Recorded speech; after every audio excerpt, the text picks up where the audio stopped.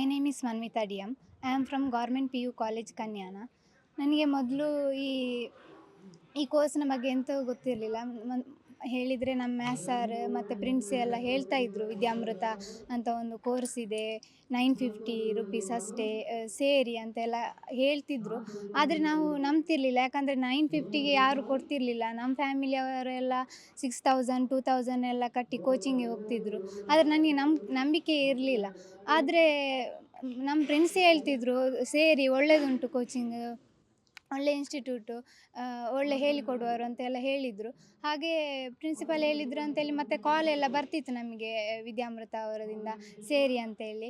ಮತ್ತು ನಂಬಿಕೆಯಿಂದ ಸೇರಿದ್ವಿ. ಆದರೂ ಎಲ್ಲೋ ಒಂದು ಕಡೆ ಒಂದು ಹೆದರಿಕೆ ಅಂತ ಒಂದು ಇದ್ದೇ ಇರ್ತದೆ. ಆದರೆ ತೊಂದರೆ ಇಲ್ಲ ಅಂತ ಬಂದ್ವಿ.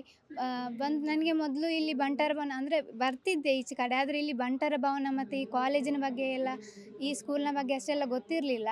ಆದರೂ ಮತ್ತೆ ಲೊಕೇಶನ್ ಎಲ್ಲ ಹಾಕ್ಕೊಂಡು ಬಂದ್ವಿ. ಬಂದು ಇಲ್ಲಿ ಬರುವಾಗ ಏನೋ ಒಳ್ಳೆಯದುಂಟು, ಒಳ್ಳೆ ಕೊಡ್ತಿದ್ದಾರೆ ಅಂತ ಅನ್ನಿಸ್ತು.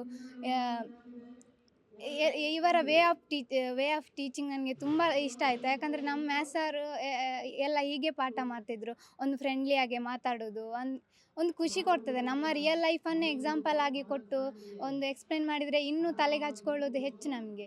ಹಾಗಾಗಿ ಒಂದು ಬೇಗ ಅರ್ಥ ಎಳ್ಕೊಂಡು ಬಿಡ್ತೇವೆ ಅದನ್ನೆಲ್ಲ ನಾವು.